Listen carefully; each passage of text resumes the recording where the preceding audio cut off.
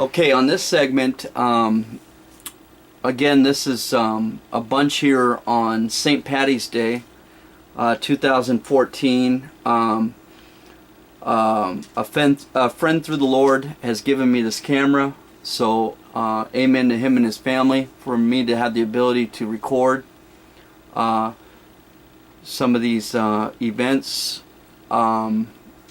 because my life right now is a roller coaster. And actually going into a glory direction. And I say that because the devil's angry. So anyway, because I wasn't perfect.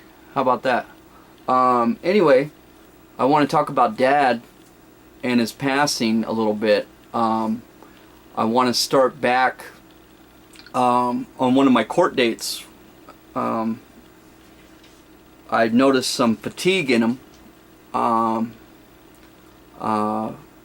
in his walking ability and stuff, and the following Monday he went to work and he used my van. Dad has permission to use my heart if he could, as my kidneys, but he drove my van to work and stood by his son's side. So through all my trials, so I got to see him on a daily most of the time for the latter days, and so did D-Law. Anyway, so he came home that Monday. Unbeknownst to me, he was already parked near the front of the complex by some of the first garages, which is probably 50 yards from where I'm sitting. I went out to the trash and I noticed the van. So I went up to the van and he was there. And he just looked real weak, kind of how weak I look right now in my talking and in my face. I've been on my exercise and stuff and haven't taken a nap, so I look like shit. But this is exactly what's good about it right now. Is this is exactly how Dad looks sitting in that chair.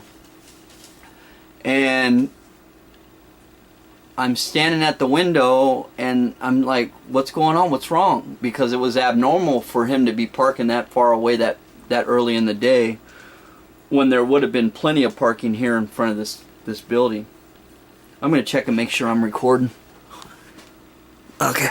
Even the chair bounces. Okay. So I began to ask him why he was there, and he said he barely had made it home in his driving ability and his weakness, and this is as far as he can get. And I said, what's going on? So I jumped over in the passenger seat and he began to tell me a story about his day where he was on the forklift and one of the employees was trying to talk to him and he was unable to understand the guy, and he was incoherent even to the message the guy was saying, and not able to really respond, was his word.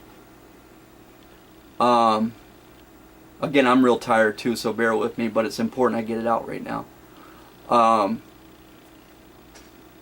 And he had failed to respond at times during the conversation, if at all. And the guy eventually asked if he was okay, and he walked away, and Dad went back to his workstation and began his pressure washing in his work area. And he said at some time there's a building next to the maintenance shop that's rented from another company, but on the same property as Waste Management. And he said that an ambulance was there tending to another employee. And he said he felt so bad that day, that morning or whatever evening, that he felt like going over to that ambulance, but he was that weak and that he would just stay where he was at and try to finish up, which he did. He got through, and he even drove from Graham to Lakewood with God's help. He made it here. I began begging Daddy go see a doctor. Something's wrong. I said, Dad, that's a stroke.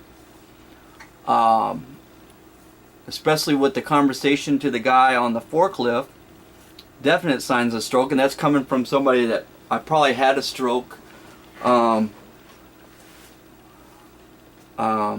was probably 32 or so, maybe a little younger, but I had a stroke. So all the signs were pretty prevalent that he was undergoing at least a stroke. But he pulled out and he was able to get home. And then I asked him how he feels right then. He says fine, he's doing better. I said, well, let's get the van closer. So he drove it probably 25 yards in front of the mailboxes here. I'm almost halfway to the apartment, and we parked there and we just talked, and I was continuing to not beg but ask him to go get checked out. And if anybody knows Dad, the first thing is I'll be fine. I'll be fine. Just something weird. And that was one thing he did say, and I'll be kicking myself to my grave, that there was a lot of signs, you know, when I think back, but I'm not going to beat myself up over them. But I do want to say that he used the word, something was weird. I felt weird. You know, like that. I felt weird. Anyway, so we talked. I'm sure I asked him how he was feeling then, right now, and he seemed to get some strength back. But we had decided to head for the apartment, which was probably another 20 yards maybe, if not less. Probably 20 yards. And I could tell he was weak in his walk. I'm a fast walker, but Dad could always keep up pretty much. But he was still weak. Anyway, we came in, and he right away was talking to D-Law about the forklift incident. And he totally reversed what he was telling me out in the van. And what I mean by that is he was very forthcoming that he could understand the guy even and whatnot. So being an asshole son, I jumped into the conversation and said, that's not what you said to me outside. And he backed down. We weren't arguing or not. I say that because it mattered to me, whether my story he told me or the story he's telling her, which one. But I don't think he wanted to affect Donald Law in any way that something was wrong. It could have been a protection thing. I don't know. But again, with the pulmonary, you start to understand the effects of the brain as well. And if anyone is suffering from any kind of phlegm pop-ups or anything, any kind of pressures, I would definitely have your lungs checked. But anyway, going forward to Wednesday was his birthday. He went back to work Tuesday, and he only stayed a little bit, a couple hours, and came home. And we didn't even know he was going to do that. But he said he went in, he still wasn't feeling well, and he figured he'd come home and rest. Well, unbeknownst to us, he had actually taken the whole week off. Which, if anybody knows Dad, that's totally strange. He don't take time off. And he works when he's sick. I don't think he's ever seen a doctor since 1980. I don't know. But even making a note that when they did the autopsy, they questioned why Dad hadn't been seen. Well, that's because his record shows he didn't have much doctor visits because he worked. He worked through pains. He worked through sicknesses. It was who he was if you knew him his whole life. He only had 3 jobs, but he was worked his whole life. So that meant he most of them, in fact, all of them up to his death had closed down, and that was the only reason he worked anywhere else. First it was High Grade, then it was Nally's, both shutting down, and then passing away working for Waste Management, which is LeMay. Okay, anyway, his birthday, he was real weak. We were hoping the week before that we would take him out. He enjoyed to eat, so we were taking him to dinner. I must say, we were going out to dinner.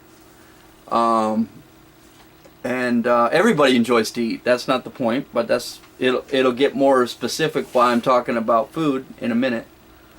But he was too weak to do anything. He wanted to rest. Looking back on it now, it was almost like subconsciously he was preparing for his passing. Okay? Not able to see it in the moment myself, and or D-Law or anyone else.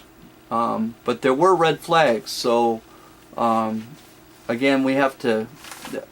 I've had terrible nightmares. I've had terrible things happen in my life as far as the pain of thinking of those things. And this is the first time I've actually talked about Dad's death since I've hopefully told everybody I can, because it's important that they know. Because they loved him.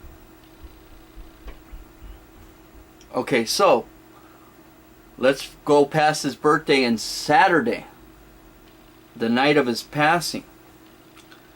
I stayed on my regular routine, and I came in, I'm just fast forwarding, I came in from an evening run and I made 2 hot dogs.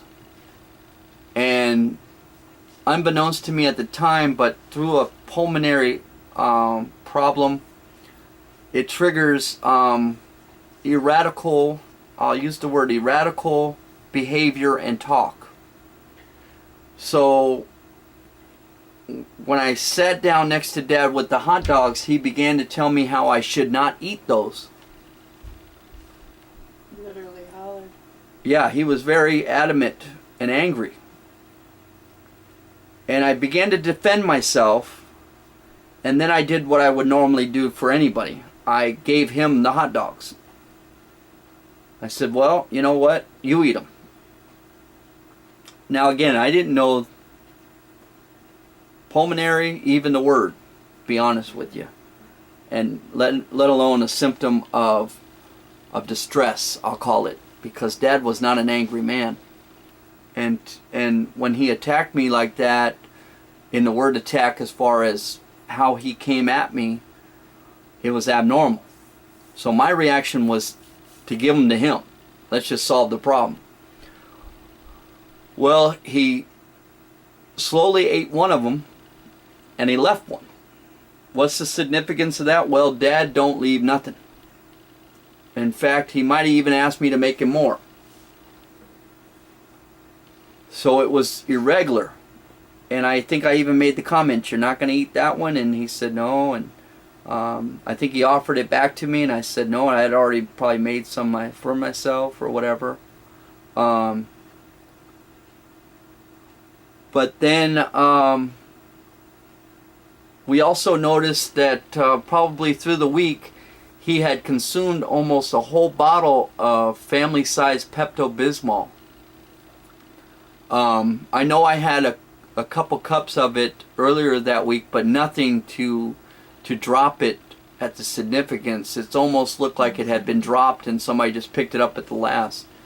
And then we found towels around, mucus and things that he had wiped up, possibly from puking or something. Anyway, what the significance is, I just want to share what I remember, whatever it is. If I saw him pick his nose, I'd tell you, but I can't remember. But there were signs. Just nobody was grabbing him like that. Especially to a death. So anyway, he